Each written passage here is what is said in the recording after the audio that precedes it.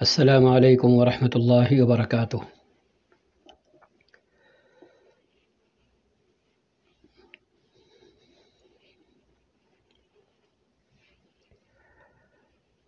آپ سبھی دیکھنے اور سننے والوں کو میرا سلام عرض ہے۔ اسکرین پر ہم وہ اعلامیہ، بیانیہ، اعلان دیکھ سکتے ہیں جس کی بنیاد پر اور اس میں درج وہ نکات دیکھ سکتے ہیں جس کی بنیاد پر جمعے کے دن یہاں سعودی عرب میں تبلیغی جماعت پر پابندی لگا دی گئی اور اس سے تعلق رکھنا اور اس میں شامل ہونا،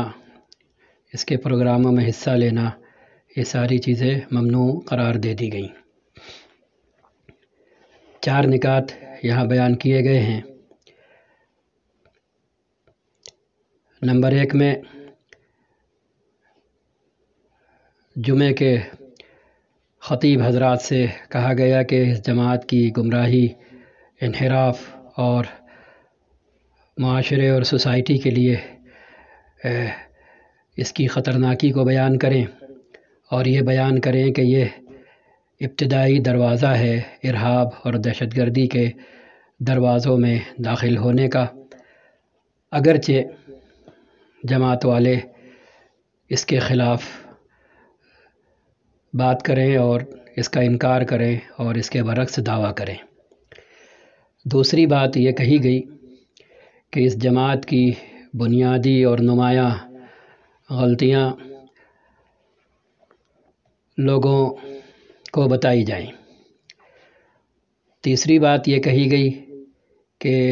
معاشرے کے لیے اس جماعت کی خطرناکی کو بیان کیا جائے۔ اور چوتھی اور آخری بات یہ کہی گئی کہ اب مملکت میں اس جماعت سے تعلق رکھنا ممنوع ہے اور اس پر پابندی لگا دی گئی ہے۔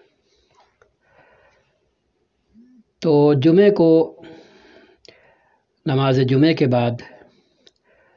ہم نے ٹویٹر پر جماعت التبلیغ کے نام سے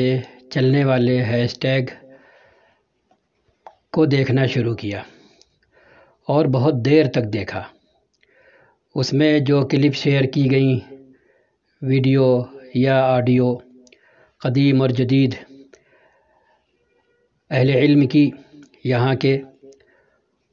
ان کو بھی ہم نے دیکھا اور سنا، اور اچھا خاصا وقت اس کام پر لگانے کے بعد ہم جس نتیجے پر پہنچے وہ نتیجہ آپ حضرات کے ساتھ شیئر کرنا چاہ رہے ہیں۔ برجستہ تاثر جو سب سے پہلے پڑا تھا، ہیش ٹیگ کا معائنہ کرنے کے بعد، تتبع کرنے کے بعد، وہ ہم اپنی فیس بک پوسٹ کی صورت میں اسی وقت لکھ چکے تھے، لیکن بعد میں ایک دوسرا تاثر جو دل میں آیا اسے ہم یہاں پر بیان کرنا چاہتے ہیں، جس کی طرف ابھی تک میرے علم میں کوئی ایسی کلپ یا کوئی ایسی تحریر سامنے نہیں آئی ہے جس سے یہ پتہ چلے کہ اس پہلو کی طرف بھی لوگوں کی توجہ جا رہی ہے اور اس پہلو کو بھی وہ پابندی لگنے کا ایک بنیادی اور بے حد اہم سبب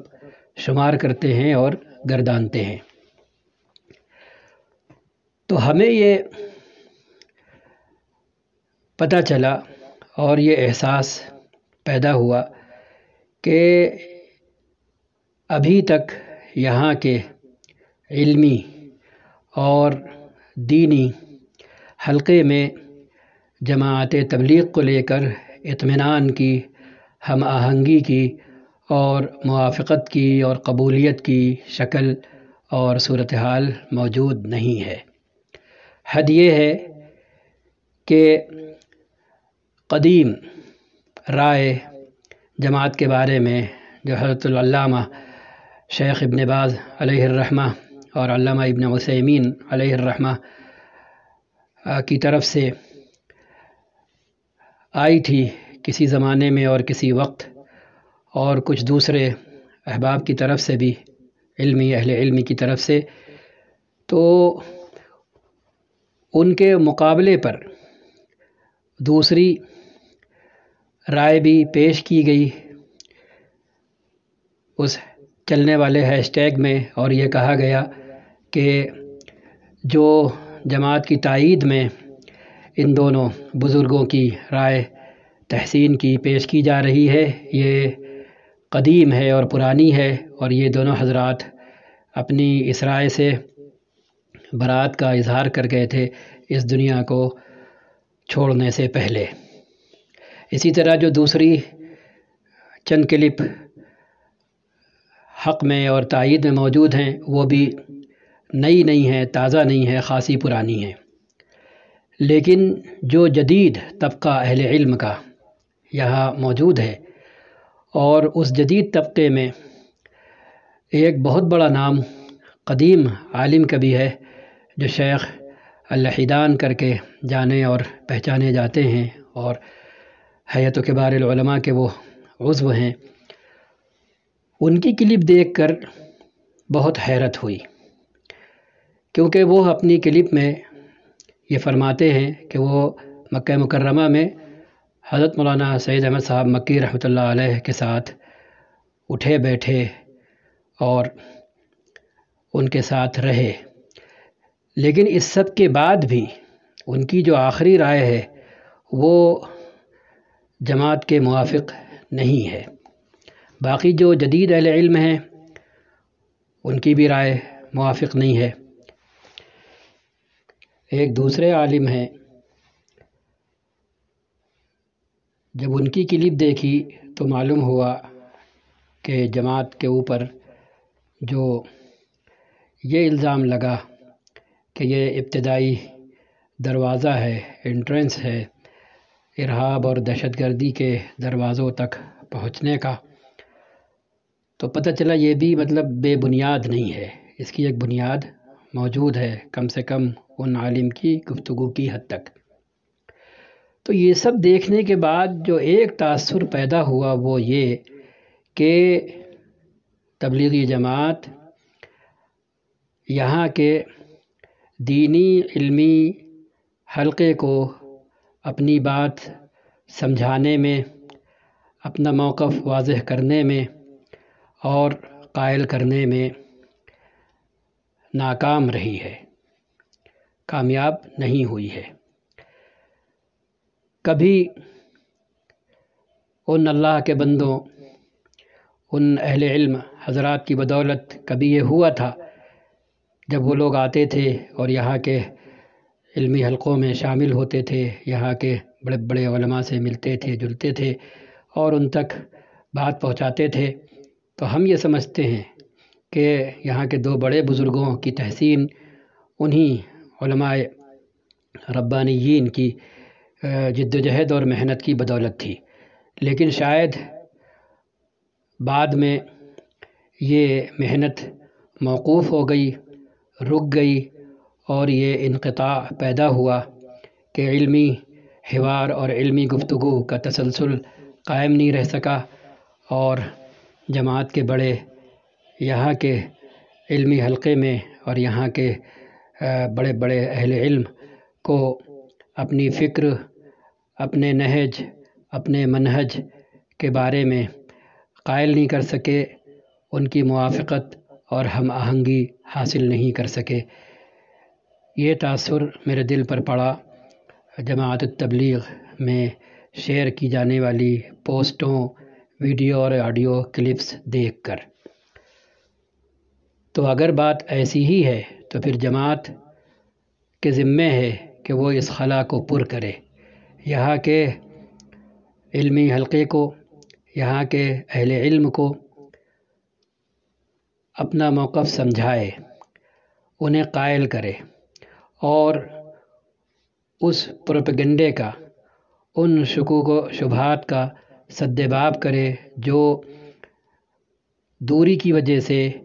اور براہ راست واقفیت نہ ہونے کی وجہ سے محض سنی سنائی پر اور سلیکٹڈ صفحات کے اسکرین شاٹ اور پھر اس کے بعد ان کے ترجمے پر منحصر ہیں۔ تو اگر ایسا ہوا اور یہ شروعات ہوئی تو پھر بدگمانی اپنے آپ ختم ہوگی، حسن ظن پیدا ہونا شروع ہوگا۔ اب اس کی ایک موٹی سی مثال ہم دیتے ہیں کہ انسان کس طرح لوگوں کی فکر کا، ان کی سوچ کا استحصال کرتا ہے، ایکسپلائٹ کرتا ہے، کہ اسی ہیش ٹیگ میں ایک جگہ حضرت مولانا علی میں رحمۃ اللہ علیہ کی کتاب جو حضرت مولانا الیاس صاحب رحمۃ اللہ علیہ کی سوانح عمری پر مشتمل ہے، عربی ایڈیشن اس کا، تو اس کتاب کا وہ صفحہ شیئر کیا جا رہا جس میں حضرت مولانا نے آپ کی تدفین کے حوالے سے یہ بات لکھی ہے کہ فی الجانب الجنوبی من المسجد، کہ حضرت مولانا الیاس صاحب کی تدفین مسجد کی جنوبی طرف کی گئی۔ اب یہ من المسجد کا لفظ یہ مغالطے میں ڈال رہا ہے۔ اگر یہ بات اس طرح ہوتی کہ مسجد کے احاطے میں، مسجد سے باہر، اس مفہوم کو لفظوں میں پرویا گیا ہوتا تو یہ غلط فہمی پیدا نہیں کی جا سکتی تھی اور یہ پروپیگنڈا نہیں کیا جا سکتا تھا۔ لیکن جب عبارت یہ ہے فی الجانب الجنوبی من المسجد، تو پھر کوئی بھی پڑھنے والا سیدھے سیدھے یہ سمجھتا ہے کہ ارے مسجد ہی کی بائیں جانب دفن کر دیا گیا، اور یہی پھیلایا جا رہا کہ یہ قبوری ہیں، اور یہ تو صوفی ہیں، اور یہ تو فلاں ہیں، یہ تو شرک و بدعت کرتے ہیں، اور یہ تو تحریک ہی ایسی جگہ سے شروع ہوئی، ایسے ملک سے جو شرک اور بت پرستی کا گہوارہ ہے، گڑھ ہے، وغیرہ وغیرہ۔ تو دوری بدگمانیاں پیدا کرتی ہے اور انقطاع طرح طرح کے اندیشوں کو جنم دیتا ہے، اور اس کے برعکس جب اٹھنا بیٹھنا ہو، ملنا جلنا ہو، کہنا سننا ہو، سننا سنانا ہو، تو پھر اس کے برعکس مثبت صورتحال پیدا ہوتی ہے، اور آدمی کانوں سنی کے بجائے آنکھوں دیکھی اور منہ بولی گفتگو پر بھروسہ کر کے پھر بات کرنا شروع کرتا ہے، جیسا کہ یہ پہلے ہوا تھا یہاں کے دو بڑے بزرگوں کی طرف سے، کہ جب اپنے یہاں کے اس وقت کے اہل اللہ اور باتوفیق بندوں نے یہاں ان حضرات کے سامنے اس کام کو پیش کیا اور ان کو سمجھایا، ان کے سامنے باتیں رکھیں، تو وہ سمجھتے چلے گئے۔ لیکن ہم یہ سمجھتے ہیں کہ یہ تسلسل رک گیا، اور یہاں کے علمی حلقے سے ایک طرح کا استغنا برتا گیا، کہ اور ان کو سمجھنے کی اور سمجھانے کی ضرورت محسوس نہیں کی گئی کہ ان کو قائل کیا جا سکے، ان کے شکوک و شبہات دور کیے جا سکیں، ان کو ہم نوا بنانے کی کوشش تسلسل کے ساتھ کی جاتی رہے۔ میرا خیال ہے کہ شاید اس میں کمی ہوئی، جس کا یہ نتیجہ ہے کہ جب ایک ملک کا علمی دینی حلقہ ہی ناموافق ہے، وہی تذبذب کا، تشکک کا، شکوک و شبہات کا اور قسم قسم کے مغالطے کا شکار ہے، تو پھر اس کے بعد بات کیا رہ جاتی ہے؟ اگر یہ حلقہ حق میں ہوتا، موافق ہوتا، پازیٹیو ہوتا، اس کی رائے آپ کے حق میں ہوتی، اور اس کے بعد کچھ منفی نتیجہ سامنے آتا اور اس سب کے بعد پابندی لگتی، تو ایک بات تھی سمجھ میں آنے والی۔ لیکن جب اس ملک کا خود دینی حلقہ بدظن ہے، ناموافق ہے، شکوک و شبہات میں مبتلا ہے، اور اس کا پورا ایک تسلسل قائم ہے، خاص کر کے آج کے جدید حلقے میں، اور لوگ بھی دائیں بائیں موجود ہیں جو ہوا دینے میں لگے ہوئے ہیں اور اس آگ کے اندر پھونک رہے ہیں، بدگمانی کی آگ میں، شکوک و شبہات کی آگ میں، تو پھر تو جو کچھ نہ ہو جائے کم ہے۔ اس لیے میرا اپنا خیال یہی ہے کہ اللہ تعالیٰ اس شر سے خیر کی شکل پیدا کرے، اور جو انقطاع پیدا ہوا اور دوری پیدا ہوئی اور علمی حوار اور علمی مذاکرے کا تسلسل ٹوٹا، وہ پھر سے قائم ہو، اور اللہ اپنے بندوں کو توفیق دے جو یہاں سے رابطہ قائم کرے، رسمی نہیں باقاعدہ باضابطہ، اور سمجھنے اور سمجھانے، افہام و تفہیم اور رفع شکوک و شبہات کی ایک کوشش تسلسل کے ساتھ وجود میں لائیں کہ جس سے خیر کی شکل وجود میں آئے۔ بس السلام علیکم ورحمۃ اللہ وبرکاتہ۔